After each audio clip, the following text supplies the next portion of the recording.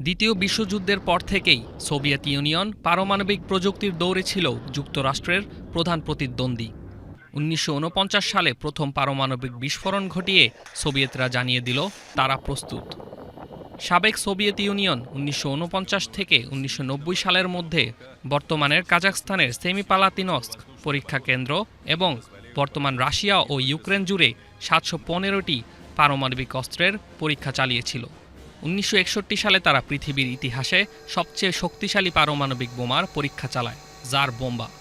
এর বিস্ফোরণ ক্ষমতা ছিল প্রায় ৫৬ মেগাটন, যা হিরোশিমার বোমার চেয়ে কয়েক হাজার গুণ বেশি শক্তিশালী। আজকের রাশিয়া সেই ঐতিহাসিক উত্তরাধিকার বহন করছে। বর্তমানে দেশটির হাতে প্রায় ৬,০০০ পারমাণবিক অস্ত্র, যা বিশ্বের সর্বোচ্চ। শুধু তাই নয়, রাশিয়ার আছে এমন পারমাণবিক সাবমেরিন ও আন্তঃমহাদেশীয় ক্ষেপণাস্ত্র যেগুলো কয়েক মিনিটেই ধ্বংস করে দিতে পারে গোটা একটি শহর। ২০২২ সালে রাশিয়া তাদের পারমাণবিক বহর তৈরি করা ও সেগুলোর রক্ষণাবেক্ষণে প্রায় ৯৬০ কোটি মার্কিন ডলার ব্যয় করেছে।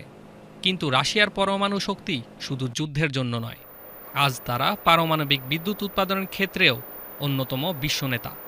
রসআটম রাশিয়ার রাষ্ট্রায়ত্ত পারমাণবিক এজেন্সি, যা শুধু রাশিয়াতেই নয়, বিশ্বের অনেক দেশে পারমাণবিক বিদ্যুৎ কেন্দ্র নির্মাণ করেছে। তবে রাশিয়া এখনও পারমাণবিক অস্ত্র নিষিদ্ধকরণ চুক্তিতে স্বাক্ষর করেনি বা অনুমোদন দেয়নি। এটি একটি আন্তর্জাতিক চুক্তি যাতে পারমাণবিক অস্ত্রের ব্যবহার, উৎপাদন, সংরক্ষণ এবং হুমকির উপর নিষেধাজ্ঞা জারি করা হয়। এই চুক্তির লক্ষ্য বিশ্বকে পারমাণবিক অস্ত্রমুক্ত করা। তাই প্রশ্ন হলো, এই পারমাণবিক ক্ষমতা কি কেবল নিরাপদ ও পরিবেশ বান্ধব জ্বালানির উৎস হবে, নাকি তা বিশ্ব রাজনীতির ভয়াবহ ট্রিগার হয়ে দাঁড়াবে?